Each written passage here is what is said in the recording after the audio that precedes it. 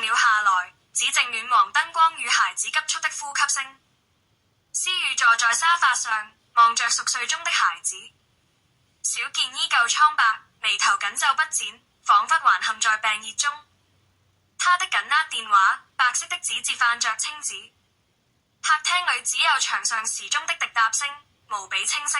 他打了無數個通電話給喬星遠，他一整天未歸，手機始終無人接聽。終於深夜11點半，一道車燈亮起，從遠處駛入停車房。開門的聲音傳來，隨後是兩道笑聲。門推開，喬星遠和葉子彤一同走進屋裏，一身酒氣彌漫而來。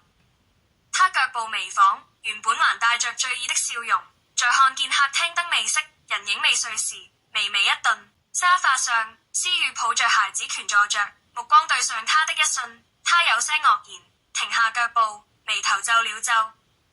你怎麼坐在這裏？他的語氣不帶關心，只有疲倦與不耐煩，眼神像是掃過一件不該存在的東西。思雨的聲音顫抖，小健發燒了，我打了你整晚的電話，醫生說發燒不退可能會引起肺炎。星遠眉頭皺了皺，回頭望了一眼正睡在沙發上的孩子，卻只是淡淡道：你不會自己叫車嗎？他然。當年為他擋車時，那一聲思雨的驚吼還歷歷在耳，而此刻他的語氣竟比窗外的雪還冷。葉子彤走過來，挽住星遠的手臂，微笑道：我去幫小健量體溫好了。你們夫妻說話，我不打擾。思雨的眼底閃過一抹哀痛，他低聲道：你知道今天是什麼日子嗎？他不耐煩地說：什麼日子？是我當年手術紀念日。他的聲音輕得幾乎被風雪吞沒。那場車禍，我救了你。你說過每年這天都會。星遠用手勢打斷了思雨的說話。星遠沉默片刻，然後冷冷一笑：你說這些是想我愧疚嗎？思雨，我是男人，也有需求。你現在這副樣子，我可以怎樣？他一口氣差點喘不上來，手指握緊了沙發邊緣。那些他曾說過的情話，一句一句在腦海裏粉碎。思雨道出：你不再是那個說願意為我死的男孩了，你也不再是當年那個會為我拼命笑的女孩了。他反擊道。思雨苦笑兩聲說：我幫你回憶回憶，每次我需要你的時候，你都在哪裏？那次我懷着孩子，肚子痛得不行了，直到我被送入醫院急症，需要家屬簽紙進行手術，醫院護士竟然聯絡不到我的丈夫。打過電話給你，語音簡訊一封封傳出：星遠，我肚子痛得不行了，拜託你回我一下。你一個訊息一個電話都沒有回。我一個人在手術台失去孩子，我所謂的丈夫在哪裏？子彤眉頭緊蹙，語氣又急又硬：素子你不要再耽誤。星遠，快送小健到醫院。星遠臉色鐵青，朝思雨怒哮：滾開！他不顧一切，一手將孩子從沙發抱起，小健燒得滾燙，呼吸急促。子彤立刻跟在他身後，一邊打電話一邊催促：我聯絡好急診，我先開車，你在門口待着。星遠腳步如風，幾步就衝到門口。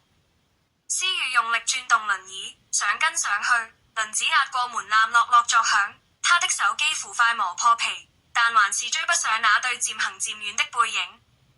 車駛在門口，星遠把小健放在後座，便轉身坐上副駕位置。子彤眼角餘光輕輕一掃，望向門外的思雨，那目光像在打量一件可有可無的東西，然後毫不留戀地轉回前方。等等我也要去。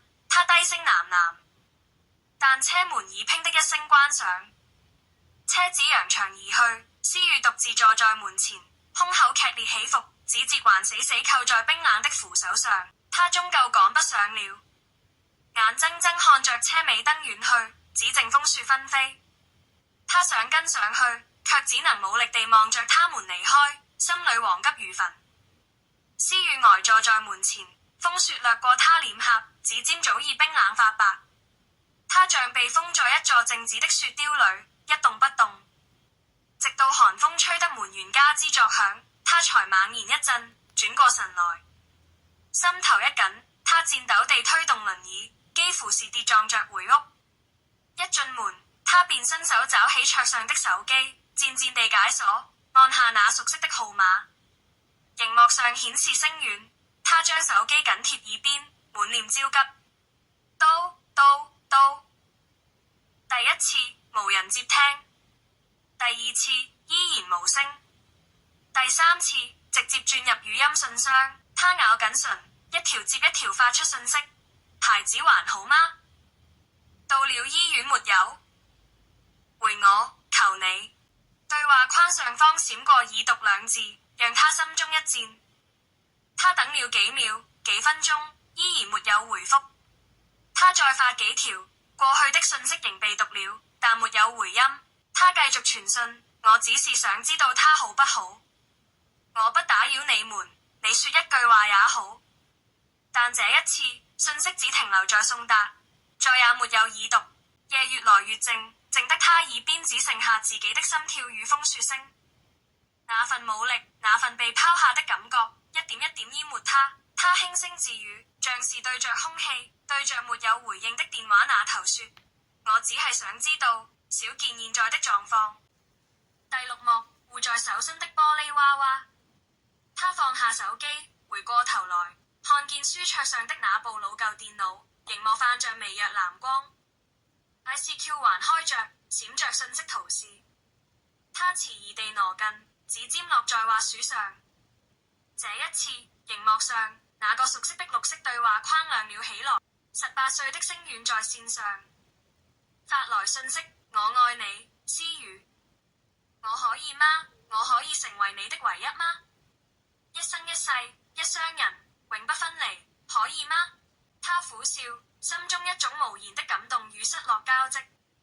當時的星遠依舊如初那般朝氣蓬勃，而如今的星遠卻像是藏在某個看不見的地方，讓他無法觸及。思雨看着屏幕的字逐個彈出，他心口發緊，咬着唇敲下一行字：我會為了救你而出車禍，從此下半身癱瘓。你也會背叛我，愛上別人，讓我變得體無完膚。遠遠立刻回覆：不，我永遠不會變成那樣的人。他的視線忽然落在視窗右下角，一個影像彈出來，是視訊畫面中的少年，18歲的星遠，紅着眼眶。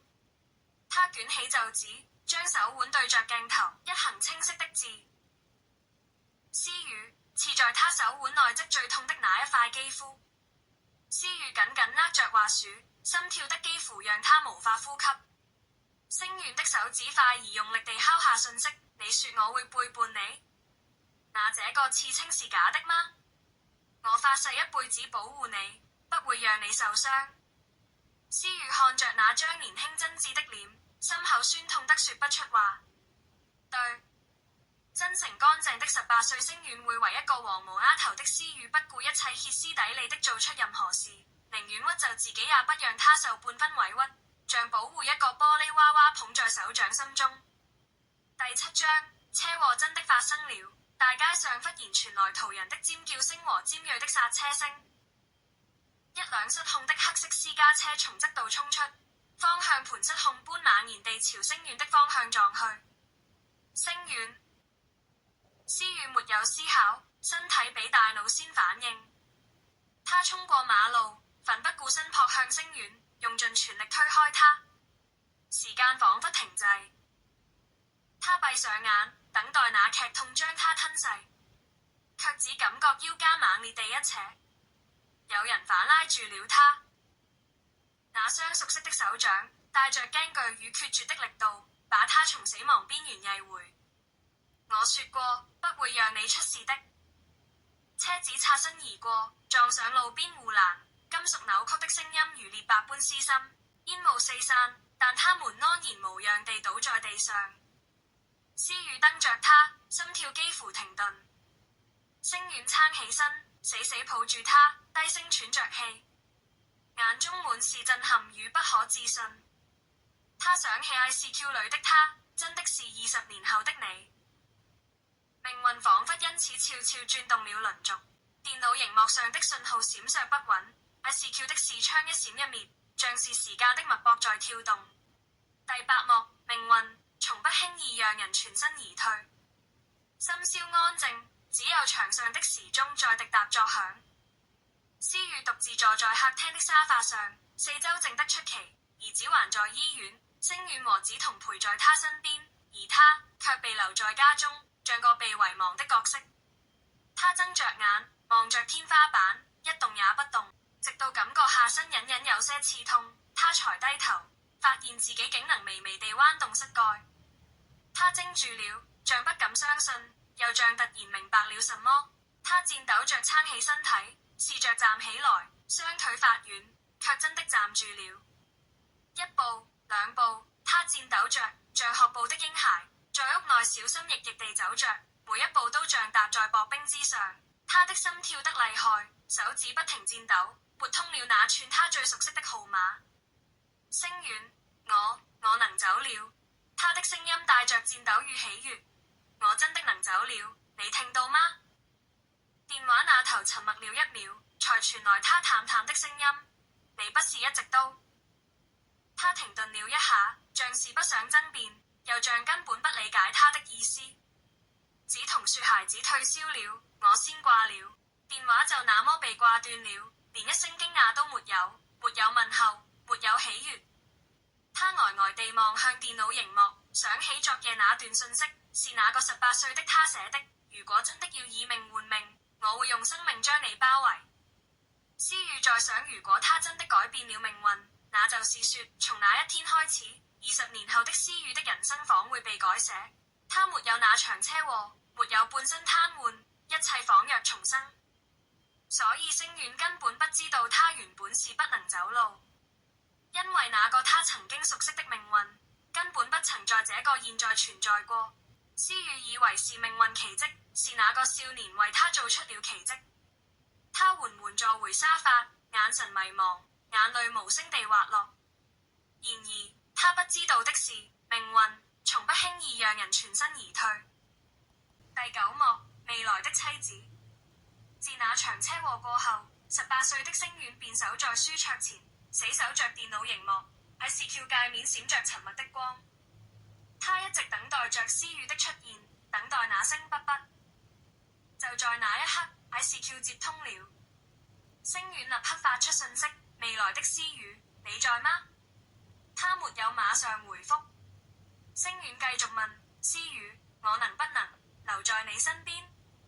思雨點開視像，熒幕前的男孩雙眼泛紅，他看到的不只是那個會笑會鬧的思雨，而是一個為愛受傷卻始終挺直腰桿活下去的女人。他的思雨在另一個世界受盡委屈，卻從未向命運低頭。林思雨的賬戶發來一句：你現在還年輕，還可以做選擇。我不要你為了我留下遺憾。